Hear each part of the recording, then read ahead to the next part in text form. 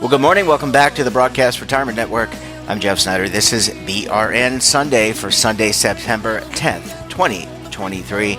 We've got another great show for you this week. We've got the Legal Eagles standing by. Then we'll be taking a look back at one of our recent shows on BRN AM on artificial intelligence and heart elements. So let's sit back and enjoy this episode of BRN Sunday.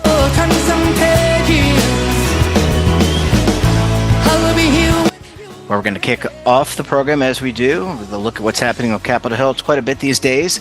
Joining us on the line, you know them as the Legal Eagles, but they're also known as David Levine and Kevin Walsh. Both are principals with Groom Law Group. That's an employee benefits law firm based in Washington, D.C. Eagles, so great to talk to you this morning. It's good to be here, Jeff. Thank you as always for having us. And we hope everyone is starting off their post-Labor Day or fall, as I guess we'd call it, well. Yeah, absolutely. And you know, it's a kind of a refreshing week, although you try to compress 5 days of work into 4, which is always a struggle for all of us. Kevin, I want to come to you first because the Securities and Exchange Commission, the U.S. SEC, has created rules around cybersecurity for public companies. I wanted to get yours and David's thoughts about that, and then more broadly about cybersecurity and data protection. Yeah, Jeff, and cybersecurity is a really important topic, and it's increasingly important as more records are digitized and records have to be shared between, public companies, pension plans, and their service providers. And, we could talk about the whole alphabet soup of who's issued regulations or who's issued guidance that relates to cybersecurity requirements. But kind of the one that's most recent or top of the mind to me relates to rules that came into effect on September 5th, 2023. Now, those rules essentially require reporting and disclosure when there's been a material cybersecurity breach. And, not just reporting and disclosure at some point in the future, but they've added a new item to Form 8K, which is, one of the SEC reporting forms.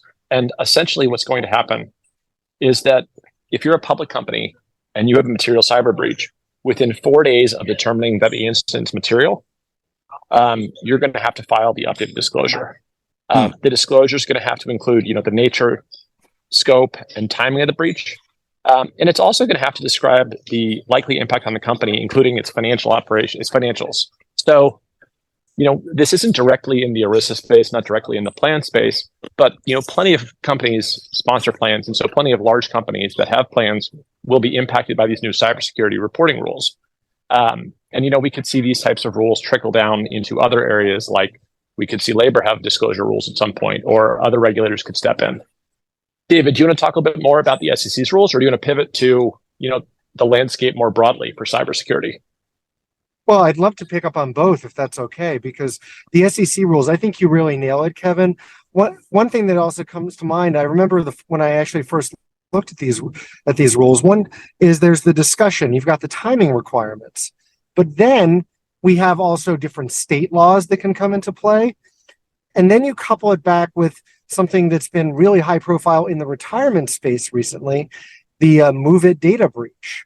And there have been lawsuits against service providers that have been filed about the data breach. As a defense side lawyer, I would assert that, they did a lot of diligence and everybody gets breached, unfortunately, in some form or another. It's not saying cynically, it's just there's no perfection here. So I think the integration of these rules is a really big item, because you then take this back to the DOL. So you've had Move It into DOL, where the DOL obviously has its cybersecurity, and I know Kevin and I always like to say this in quotes, best practices, but they're tips.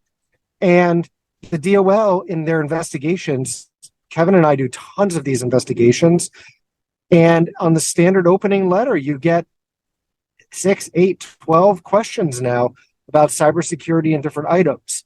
The greatest challenge I think we face is, what if there is one reporting standard at a state level, to the extent it's not preempted or in the first place? There's the SEC disclosure requirements, And then there are DOL kind of concepts where there's a history of sort of how do you balance these things that I'll go to in the area of company stock.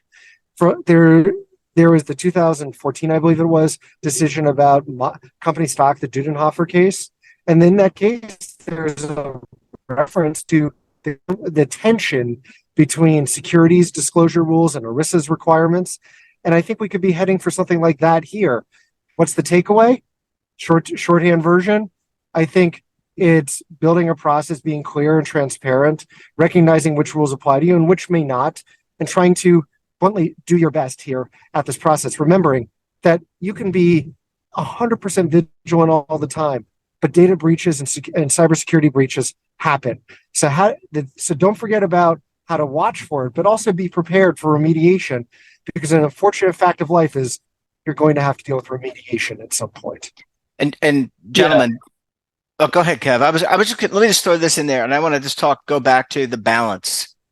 We need data in the retirement industry in order to do projections for individuals. It's that personalized approach that we always talk about. So, Kevin, in your response, and maybe David, you follow up. I know you want to talk about something else, Kevin, but can you just talk about how you balance that need for data with the protection that we're talking about here? I mean, I think that's the real challenge, is balancing the need for data, not just the need for data, but the need to access data with protection. When you think about the retirement system, participants are able to log in, check their 401k balance. Participants are able to, generally request loans or take distributions. So we want folks to have access to retirement plans so that they can do these things. By allowing participants in, you also potentially allow bad actors in. So, we could design a system that totally walls off participants and might be safer, but that's not a pension system. That's not a 401k system. So that's kind of the difficulty we face in this space. David, you want to pick up on that? Actually, I agree exactly with what Kevin said, so I don't have that much to add. Yeah, I mean, and I guess listening to you gentlemen, I don't want to go back to when I first got into the retirement business. We did quarterly valuations. This is before daily really started to pick up. I don't want to go back to that world either. So, you need the data, you got to figure it out, and you have to be able to accommodate the various, legal requests that are come down the pike. And as you've told us, they're going to change both at the federal level and the state level. Gentlemen, we're going to leave it there. Great to talk to you. Thanks so much for joining us. And we look forward to having you back on the program again next week. Thank you, Jeff. Thank you so much. Listeners. Bye-bye.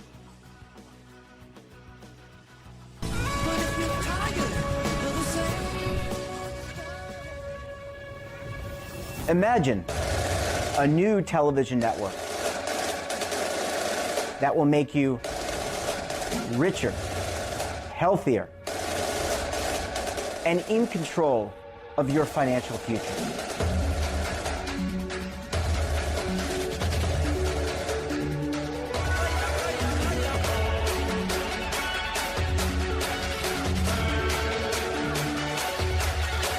This network is for the policewoman in Nashville, Tennessee, the baker in Dubuque, Iowa, the teacher in Lexington, Kentucky. We want to make the idea of savings and retirement culturally relevant.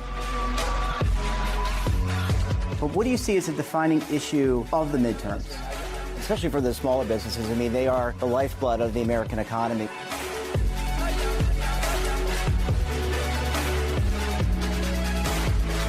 Featuring exclusive interviews, current affairs, and docuseries. 33 years old, you retired early. The philosophy is money only matters if it helps you live a life that you love. But you got to start thinking about retirement as soon as you get in. The Broadcast Retirement Network will drive very high engagement with premium partnerships.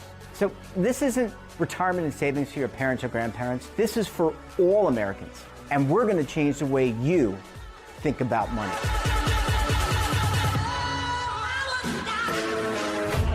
Welcome to the next frontier of retirement and savings. This is BRN, the Broadcast Retirement Network.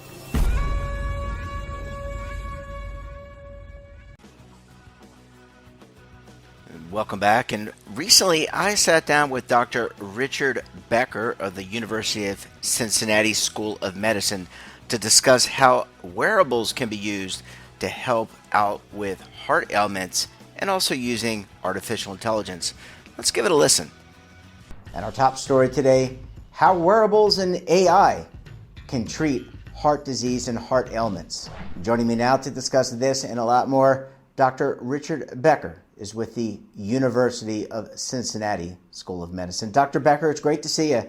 Thanks so much for joining us on the program this morning. It's my pleasure. We've been talking a lot on this program. First of all, we're kind of bringing together multiple topics. One, we've been talking about artificial intelligence. We've also been talking about the use of wearables, and we've been talking about heart disease. You, sir, and your team have conducted a lot of research. How do these all fit together to help you diagnose or treat heart ailments? No, our goal, as you just pointed out, is to treat people with heart conditions. But in addition, we try very, very hard to prevent heart conditions. And that's something that, of course, we as providers and also members of our community and society are very much interested in doing.